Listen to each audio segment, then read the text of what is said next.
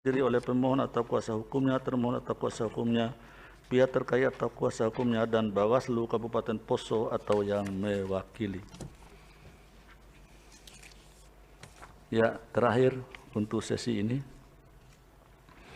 Putusan nomor 131/PHP-Gub-Datar 19/2021 demi keadilan berdasarkan ketuhanan yang Maha Esa, Mahkamah Konstitusi Republik Indonesia yang mengadili pada tingkat pertama dan terakhir menjatuhkan putusan dalam perkara perselisihan hasil pemilihan gubernur dan wakil gubernur Provinsi Kepulauan Riau tahun 2020 diajukan oleh 1.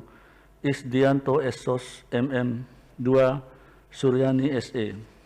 Berdasarkan surat kuasa khusus nomor 009 dan seterusnya memberi kuasa kepada Ahmad Fakih Rambe SH dan kawan-kawan, selanjutnya disebut sebagai pemohon, terhadap Komisi Pemilihan Umum Provinsi Kepulauan Riau berdasarkan surat kuasa nomor 01 dan seterusnya memberi kuasa kepada Sigit Nurhadi Nugraha SH MH dan kawan-kawan, selanjutnya disebut sebagai termohon.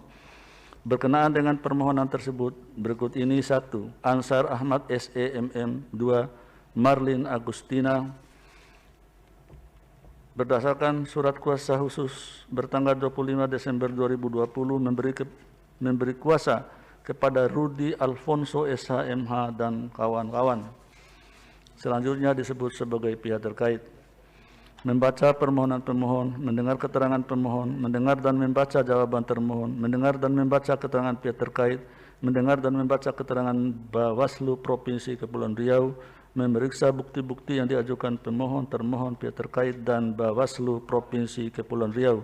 Duduk perkara dan seterusnya dianggap dibacakan. Pertimbangan hukum 3.1 dianggap dibacakan. Kewenangan Mahkamah dalam eksepsi dianggap dibacakan. Mahkamah berwenang mengadili permohonan akuo, oleh karenanya eksepsi termohon dan eksepsi pihak terkait berkenaan dengan kewenangan Mahkamah tidak beralasan menurut hukum. Tenggang waktu mengajukan permohonan diajukan masih dalam tenggang waktu sebagaimana ditentukan peraturan perundang-undangan. Kedudukan hukum pemohon dalam eksepsi: pemohon adalah pasangan calon dalam pemilihan gubernur dan wakil gubernur Provinsi Kepulauan Riau tahun 2020. Berkenaan dengan pasal 158,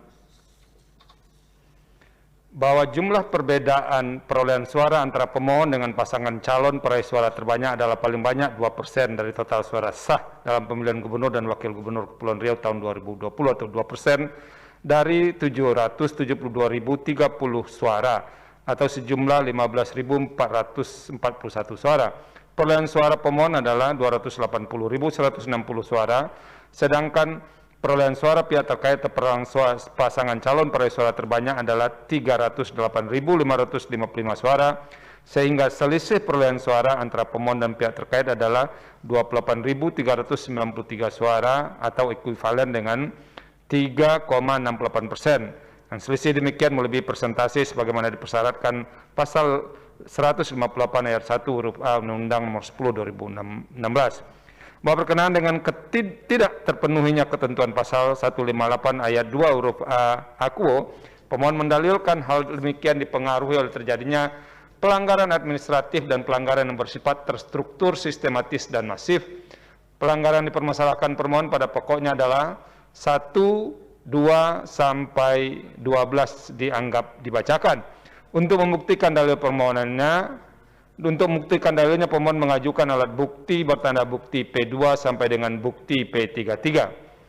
Terhadap dalil pemohon demikian, Mahkamah telah memeriksa jawaban termohon dan seterusnya, bahwa setelah mempertimbangkan dalil pemohon, jawaban termohon, keterangan pihak terkait, keterangan Bawaslu Provinsi Kepulauan Riau, alat bukti yang diajukan masing-masing pihak, serta fakta yang terungkap dalam persidangan, Mahkamah mempertimbangkan bahwa 1, 2, 3 sampai poin 6 dianggap dibacakan. Dalam kaitan dengan perolehan suara masing-masing pasangan calon, Mahkamah tidak menemukan bukti awal yang meyakinkan bahwa berbagai pelanggaran yang didalilkan pemohon di atas serta dalil selain dan selebihnya telah terjadi secara terstruktur, sistematis, dan masif, sehingga mampu memengaruhi pilihan pemilih dan atau berpengaruh pada hasil rekapitulasi perolehan suara pada pemilihan gubernur, wakil gubernur Kepulauan Riau tahun 2020.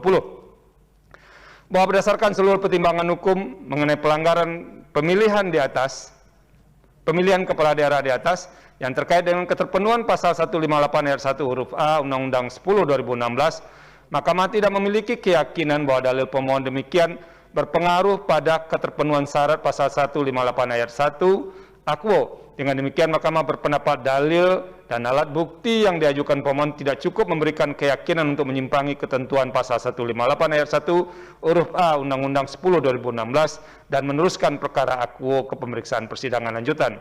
Menimbang bahwa berdasarkan pertimbangan hukum di atas, Mahkamah berpendapat meskipun permohonan yang diajukan adalah kewenangan Mahkamah, permohonan pemohon diajukan masih dalam tenggang waktu pengajuan permohonan, dan pemohon adalah pasangan calon gubernur dan calon wakil gubernur pemilihan gubernur dan wakil gubernur Kepulauan Riau tahun 2020, namun pemohon tidak memenuhi ketentuan persyaratan sebagaimana dimaksud dalam pasal 158 ayat 1 huruf A Undang-Undang 10 2016. Dengan demikian, menurut Mahkamah, eksepsi termohon dan pihak terkait yang menyatakan pemohon tidak memenuhi ketentuan pasal 158 ayat 1 Undang-Undang 10 2016 adalah beralasan menurut hukum.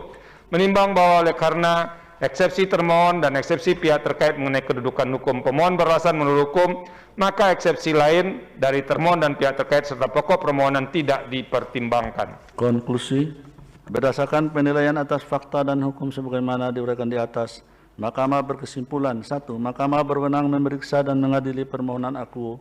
2. Permohonan diajukan masih dalam tenggang waktu yang ditentukan peraturan perundang-undangan. 3. Eksepsi termohon dan eksepsi pihak terkait mengenai kedudukan hukum pemohon beralasan menurut hukum. 4. Pemohon tidak memiliki kedudukan hukum untuk mengajukan permohonan Akwo.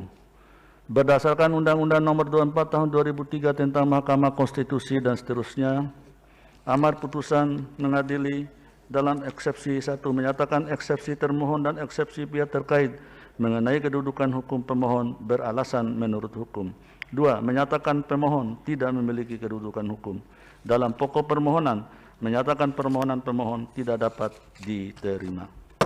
Demikian diputus dalam rapat permusyawaratan hakim oleh 9 hakim konstitusi, yaitu Anwar Usman selaku ketua merangkap anggota, Aswanto, Arif Hidayat, Saldi Isra, Manahan MP Sitompul, Daniel Yusmik Pevoe, Eni Nurbaningsi, Wahidudin Adams, dan Suhartoyo masing-masing sebagai anggota pada hari Rabu tanggal 10 bulan Februari tahun 2021 dan diucapkan dalam sidang pleno Mahkamah Konstitusi terbuka untuk umum pada hari ini tanggal 16 bulan Februari tahun 2021 selesai diucapkan pukul 15.27 WIB oleh 9 hakim konstitusi tersebut di atas dengan dibantu oleh Mardian Wibowo sebagai panitera pengganti dan dihadiri oleh pemohon atau kuasa hukumnya, termohon atau kuasa hukumnya, pihak terkait atau kuasa hukumnya, dan Bawaslu Provinsi Kepulauan Riau.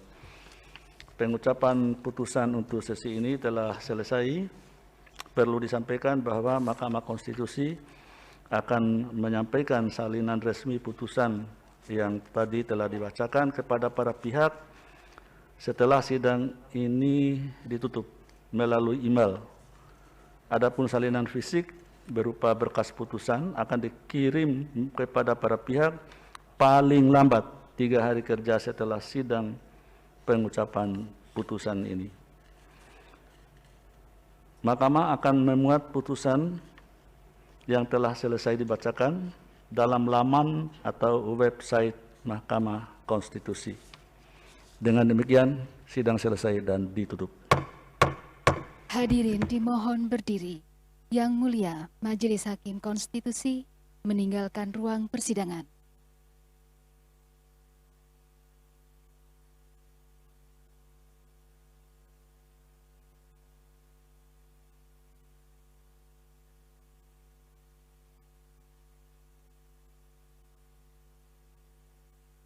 Hadirin disilakan duduk kembali.